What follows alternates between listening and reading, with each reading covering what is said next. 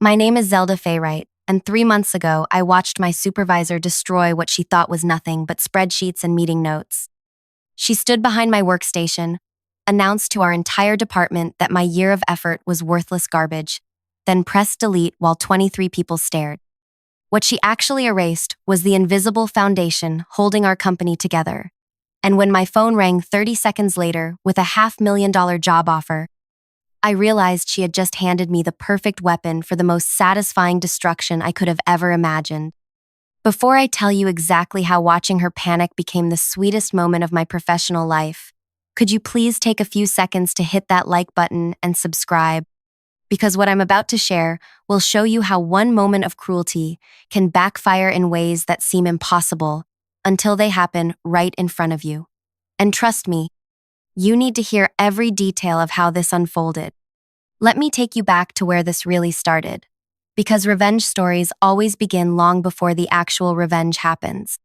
18 months ago, I joined Pemberton Analytics as a client relationship coordinator. The job description made it sound boring: maintain communication records, schedule follow-ups, track client satisfaction metrics. What they didn't mention was that our company was hemorrhaging accounts faster than anyone wanted to admit, and the previous person in my position had lasted exactly 4 months before quitting without notice. My supervisor, Quinla Brexworth, made it clear from day one that she considered my role unnecessary overhead.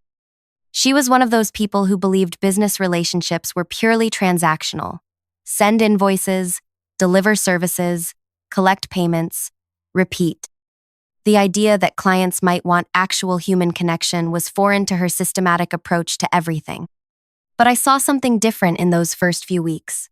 When I reviewed our client files, I found page after page of dry communication logs that read like robot conversations. No personality, no warmth, no indication that anyone at our company had ever bothered to learn anything personal about the people sending us thousands of dollars every month. So I started doing something that seemed radical in that environment. I began treating our clients like actual human beings. When Vernon Hutchcraft, who ran a mid-sized manufacturing company, mentioned during a routine check-in call that his golden retriever had just been diagnosed with hip problems, I made a note. 2 weeks later, I followed up asking how the treatment was going. He was so surprised that someone remembered. He spent 20 minutes telling me about his weekend trip to find a specialist veterinarian. When Constance Fairweather celebrated her textile company's 15th anniversary, I sent a personalized message acknowledging the milestone and asking about her plans for growth. She ended up scheduling an additional consultation session that brought in $12,000 of unexpected revenue. These weren't grand gestures or expensive gifts. I simply listened when people shared pieces of their lives, remembered what mattered to them, and followed up in ways that showed I actually cared about their success beyond what they paid us. Quinla never understood what I was doing. She would walk past my workstation and see me typing what looked like casual conversation notes, and I could feel her disapproval radiating across the office space. During our monthly reviews, she would flip through my activity reports with visible frustration. "Why are you spending 45 minutes on calls that should take 15?" she would ask, tapping her pen against her clipboard. "Efficiency metrics show you're processing fewer interactions per hour than optimal." I tried explaining that longer conversations were building stronger relationships, that clients were specifically requesting to work with me on new projects, that our retention rate had improved by 37% since I started personalizing our approach. But Quinla only cared about numbers that fit her spreadsheet formulas. What she didn't realize was that I was building something far more valuable than efficient call logs. I was becoming the bridge between our company and the people who kept us in business. Roderick Yates, who owned a chain of specialty bookstores, started calling me directly when he needed anything instead of going through our main number. He told me he appreciated talking to someone who remembered that he was passionate about vintage mystery novels and that his daughter was studying literature at university. Tempest Livingwell, whose catering business accounted for our third largest monthly revenue, began recommending our services to other companies specifically because she enjoyed our conversations about her weekend farmers market visits and her grandmother's recipe collection. Month after month, I watched our client satisfaction scores climb. while Quinla remained focused on efficiency metrics that completely missed the point. She was measuring how quickly we could process interactions while I was building the loyalty that would determine whether those interactions continued happening at all. The breaking point came during our annual strategic planning meeting. Our CEO, Gideon Ashworth, was reviewing department performance when he mentioned that client retention had reached an all-time high. He specifically praised our relationship management approach and suggested expanding the personal touch strategy across other departments. I watched Quinla's expression shift as the credit for improved retention landed on what she considered my inefficient methods. After the meeting ended, she cornered me near the supply room. "I don't know what kind of performance theater you're running," she said, her voice tight with controlled anger. "But this company succeeds on professional excellence, not social hour conversations with clients." She assigned me to complete a comprehensive audit of all client interactions over the past year, demanding detailed documentation of every communication, every follow-up note, every relationship-building effort I had made. It was clearly intended as punishment, hundreds of hours of bureaucratic busywork that would pull me away from the actual relationship-building that was driving our success. But I approached the audit project with the same attention to personal detail that I brought to client work. I created intricate records showing not just what communications had occurred, but how those communications had translated into business outcomes. I documented the catering referrals that Tempest had generated, the expanded services that Vernon had purchased after we discussed his company's growth plans, the contract renewal that Broderick had signed early because he trusted our partnership. The finished audit was 53 pages of proof that personal attention to client relationships was directly responsible for over $200,000 in additional revenue. Every casual conversation about weekend plans or family celebrations had strengthened business ties that competitors couldn't replicate with their generic professional approach. I was proud of that audit. It represented not just a year of work, but a year of genuine connections that had transformed how our company related to the people who trusted us with their business, which made what happened next even more devastating. Quinla called an all-hands department meeting on a Tuesday morning in late autumn. She announced that we needed to review our client relationship protocols and that my audit would serve as a case study for discussion. I assumed she was finally ready to acknowledge that personal attention was driving our improved performance. Instead, she directed me to display my audit files on the main conference room screen while the entire department watched. Then she began dissecting every personal note, every conversation detail, every relationship-building effort as evidence of unprofessional boundary violations.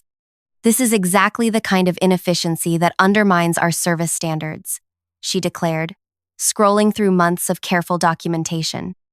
"Personal chit-chat about pets and hobbies has no place in business communications.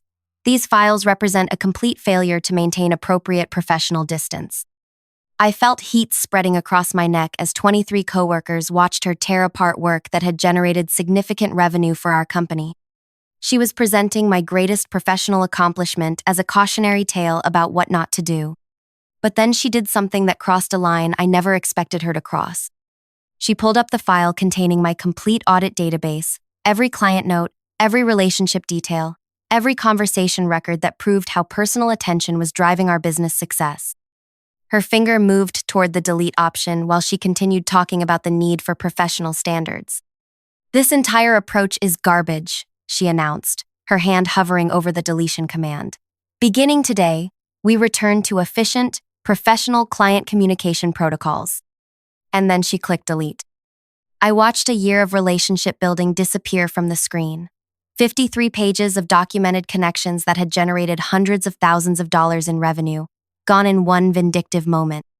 The silence in the conference room was absolute as everyone processed what had just happened. Quinla turned away from the screen with a satisfied expression, clearly expecting me to accept this humiliation and start rebuilding my work according to her preferred methods. But she had made one crucial miscalculation. While she was destroying my documentation, she hadn't destroyed the actual relationships I had built. The clients who trusted me, who called me directly, who had shared personal details about their lives and businesses. Those connections existed in their hearts and minds, not in our computer files. And apparently, Some of those connections had been paying attention to our company dynamics more carefully than anyone realized. My phone started buzzing before Quinla had finished explaining her new efficiency protocols.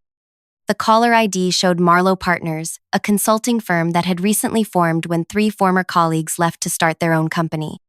I stepped out of the conference room to take the call, my hands still shaking from watching my work get deleted in front of everyone.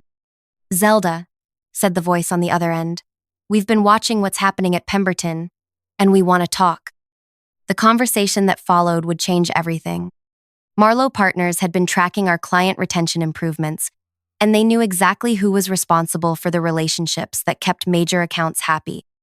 They had been planning to approach me for months, but watching Quinla destroy my audit files had convinced them that timing was perfect. "We're prepared to offer you $500,000 annually to join our team," they said, "plus equity participation and complete autonomy over client relationship strategies. We believe personal attention is the future of business consulting, and we want you to build that future with us." $500,000.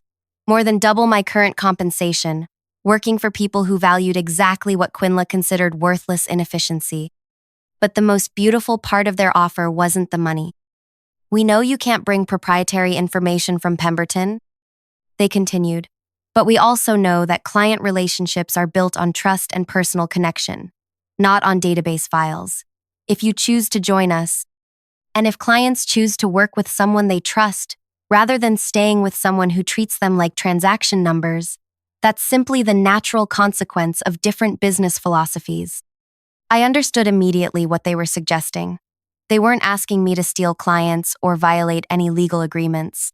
They were simply pointing out that if I left Pemberton and clients decided they preferred working with someone who remembered their dog's health problems and their daughter's college plans, that was their choice to make. When I walked back into the conference room, Quinla was still lecturing about professional efficiency standards, while my former coworkers stared at their hands or notebooks, clearly uncomfortable with what they had witnessed. She noticed my return and paused her presentation. "Do you have questions about our new communication protocols?" I looked around the room at people I had worked alongside for 18 months, then at the blank screen where my audit had been displayed before being destroyed, then back at Quinla's expectant expression. "Actually," I said, "I have something to announce." What happened next would become the most satisfying moment of my professional life, but I want to save that for the next part of this story, because the revenge that followed was so perfectly orchestrated by Quinla herself that you need to hear exactly how her own actions created the domino effect that brought down everything she thought she was protecting. The beauty of what unfolded wasn't that I planned some elaborate scheme to hurt her or the company. The beauty was that by deleting my relationship-building work, she had just eliminated the only thing keeping our biggest clients from walking away. She thought she was deleting inefficient documentation. What she actually deleted was the foundation of customer loyalty that took a year to build and could disappear in a matter of weeks. And when my phone rang with that $500,000 offer, I realized she had just handed me the key to the most elegant revenge possible, simply letting natural consequences unfold while she watched everything she thought she controlled slip away forever. "I'm resigning from Pemberton Analytics, effective immediately," I said, my voice steady despite the adrenaline coursing through my system. "I'll be joining Marlowe Partners as their Director of Client Relations." The conference room went completely silent. You could hear the air conditioning unit humming in the background and someone's pen clicking nervously against their notepad. Quinla's expression shifted from smug satisfaction to confusion, then to something that looked almost like panic. "You can't just quit in the middle of a department meeting," she stammered, clearly thrown off by this unexpected development. "There are protocols, notice requirements, transition procedures." "Actually," I replied, pulling out my phone to show the contract offer I had just received. "My employment agreement allows for immediate resignation in cases of hostile work environment or professional misconduct. Having my work deleted in front of colleagues while being publicly humiliated qualifies on both counts." Gideon Ashworth, who had been quietly observing from the back of the room, stepped forward. "Perhaps we should discuss this privately before making any hasty decisions." But I was done with private discussions and diplomatic solutions. Quinla had chosen to humiliate me publicly. so she would get to experience the consequences just as publicly. There's nothing to discuss, I said, gathering my personal items from the conference table. My decision is final. I'll submit formal resignation paperwork within the hour. As I walked toward the conference room exit, I could feel 23 pairs of eyes following my movement. Some of my coworkers looked shocked, others looked impressed, and a few looked like they were reconsidering their own career choices. Quinla called after me, her voice higher than usual. "You're making a huge mistake. Marlowe Partners is a startup with no proven track record. You're throwing away job security for some fantasy about relationship building being more important than professional standards." I paused at the doorway and turned back to face her. We'll see which approach proves more valuable.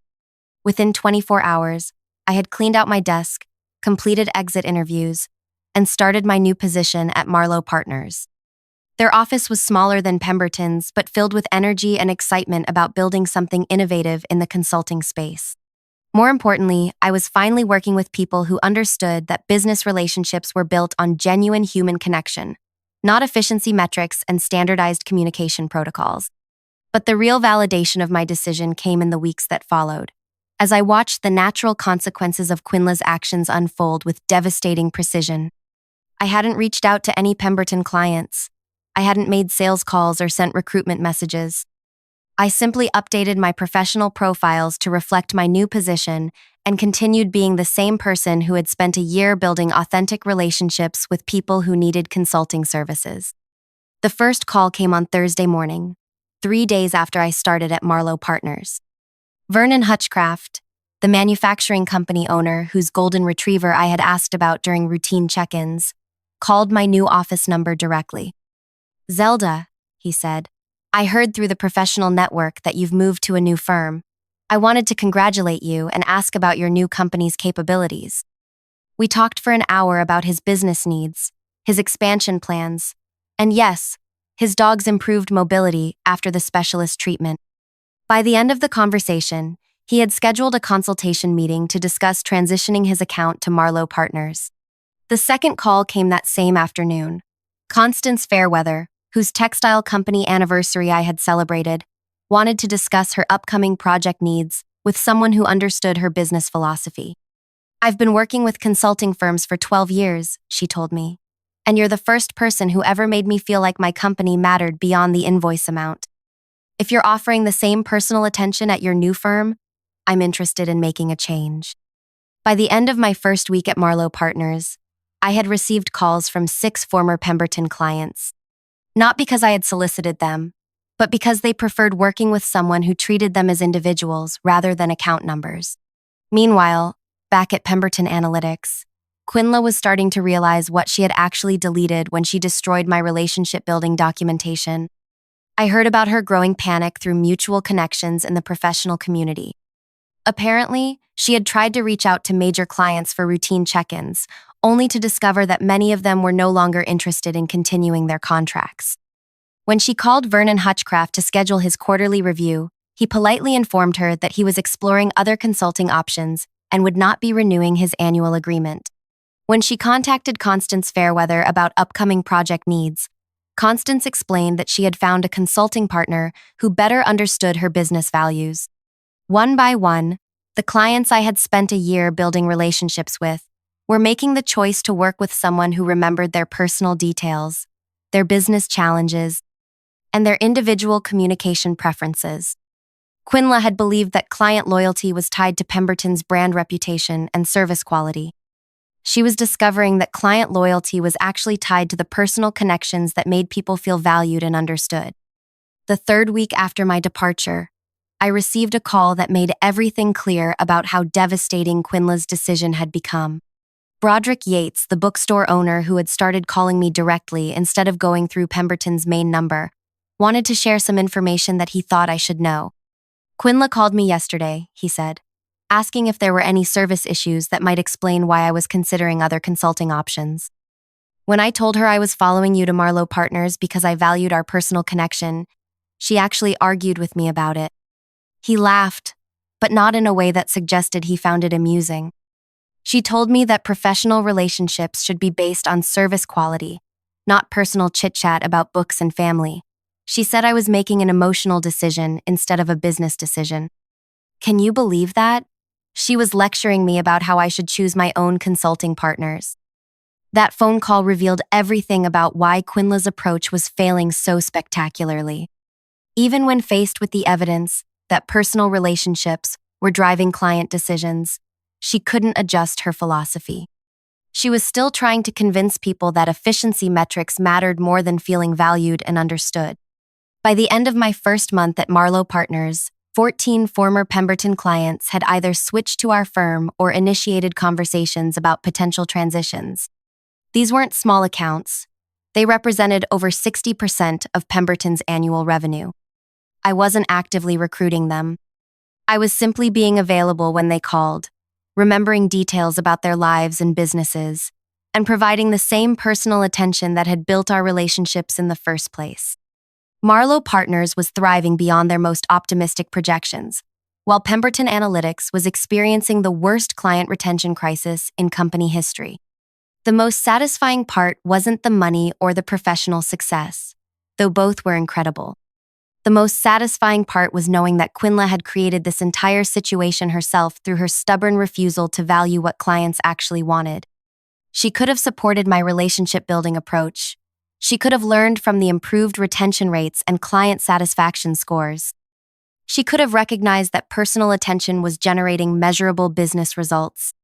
Instead, she had chosen to publicly humiliate me and delete work that represented hundreds of thousands of dollars in client loyalty, apparently believing that her efficiency-focused philosophy was more important than actual evidence of what worked. 2 months after my departure, I heard through professional networks that Gideon Ashworth had called an emergency board meeting to address the client retention crisis. Pemberton Analytics was facing the possibility of layoffs, reduced operations, and potentially selling to a larger firm to survive the revenue loss. Quinla, who had been so confident about her professional standards and efficiency metrics, was now scrambling to explain how the company had lost most of its major accounts within 8 weeks. According to sources who were still working there, she had initially tried to blame my departure for the client defections, arguing that I had somehow poisoned client relationships or violated ethical standards to steal accounts.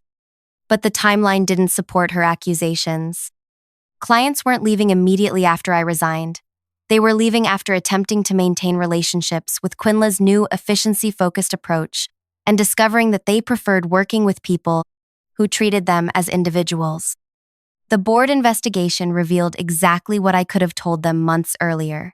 Clients choose consulting partners based on trust, communication quality, and feeling valued, not on how quickly their calls get processed or how efficiently their concerns get categorized. Quinla had spent a year dismissing relationship building as inefficient social hour conversation, and now she was facing the consequences of that philosophy in the form of client defections that threatened the entire company's survival. 3 months after my departure, I received the call that made this revenge story complete. Gideon Ashworth contacted me personally to discuss what he called a potential partnership opportunity. He wanted to know if Marlowe Partners would be interested in acquiring Pemberton Analytics' remaining client accounts and possibly hiring some of their staff during what he described as a strategic restructuring process. The company that had considered my relationship-building approach inefficient garbage was now hoping to sell their remaining assets to the firm that had been built on exactly the principles Quinla had rejected. During our conversation, Gideon mentioned that they were also reevaluating leadership approaches in their client relations department. Reading between the lines, it was clear that Quinla's position was no longer secure. "I have to ask," he said toward the end of our call, "what would it take to bring you back to Pemberton as Director of Client Relations? We're prepared to offer significant compensation increases and complete autonomy over relationship management strategies." The irony was incredible. 3 months after watching my work get deleted in front of my colleagues, I was being recruited back to implement exactly the same approach at a much higher salary, with complete authority over the department that had rejected my methods. But I had no interest in returning to work for people who had only learned to value my approach after losing millions of dollars in revenue. "I appreciate the offer," I told him, "but I'm very happy with my current position. Marlowe Partners understood the value of personal client relationships from day one, rather than having to learn it through crisis. 6 months after leaving Pemberton Analytics, I was promoted to senior partner at Marlowe Partners with equity participation and responsibility for expanding our client relationship philosophy across multiple service lines. The clients who had followed me from Pemberton became the foundation for our most successful year in company history. Meanwhile, Pemberton Analytics underwent the strategic restructuring that Gideon had euphemistically described. They laid off 30% of their staff, sold their largest office space, and ultimately merged with a competitor who valued efficiency metrics over personal relationships. Quinla was not retained during the merger. I learned about her departure through LinkedIn updates and professional network conversations. According to former colleagues, she had spent her final months at Pemberton trying to rebuild client relationships using the same impersonal approach that had caused the crisis in the first place. She apparently never understood that the problem wasn't her communication skills or technical knowledge. The problem was her fundamental belief that business relationships should be purely transactional. The last update I heard about her situation came from a mutual professional contact who mentioned that she was having difficulty finding comparable positions because her most recent role had ended during a major client retention crisis. Potential employers were understandably concerned about hiring someone whose management approach had contributed to such significant revenue loss, especially in client-facing roles where relationship building was considered essential. I felt no pleasure in hearing about her career difficulties. My satisfaction came from knowing that the principles she had mocked and rejected were now recognized throughout our industry as essential for sustainable business success. Every consulting firm was investing in personal client relationship strategies. Every professional development program emphasized the importance of treating clients as individuals rather than transaction sources. Every successful consulting practice prioritized exactly the approach that Quinla had considered inefficient garbage. She had been wrong about what clients valued, wrong about what drove business success, and wrong about the importance of personal connections in professional relationships. And her wrongness had been revealed not through elaborate schemes or calculated attacks, but simply through allowing natural consequences to unfold after she chose to publicly destroy work that represented the foundation of customer loyalty. The most elegant revenge is always the kind where your enemy defeats themselves through their own actions, and you simply have to step aside and let their poor decisions create the destruction they deserve. Today, 2 years after watching my audit files get deleted in front of 23 colleagues, I'm running the client relations division for one of the fastest-growing consulting firms in our region.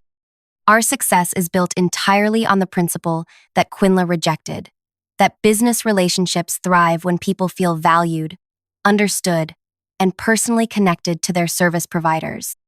Every day, I get to work with clients who appreciate having their birthdays remembered, their family updates acknowledged, and their business challenges addressed with genuine personal investment in their success. And every day, I'm reminded that the best revenge against people who undervalue your contributions is simply proving them wrong through your continued success elsewhere. Quinla thought she was deleting inefficient documentation when she destroyed my relationship building work. What she actually deleted was the only thing preventing her professional world from collapsing around her. Sometimes the most satisfying revenge is just letting people experience the natural consequences of their own terrible decisions while you build something better somewhere else. If this story resonated with you, or if you've ever had someone undervalue work that you knew was important, I'd love to hear about it in the comments below. Sometimes the best therapy for professional betrayal is sharing stories with people who understand what it feels like to have your contributions dismissed by people who should know better. And if you enjoyed hearing about how deleting my files became the beginning of Quinla's professional downfall, please like this video and subscribe for more stories about workplace revenge that writes itself when you simply let incompetent managers face the consequences of their own poor judgment.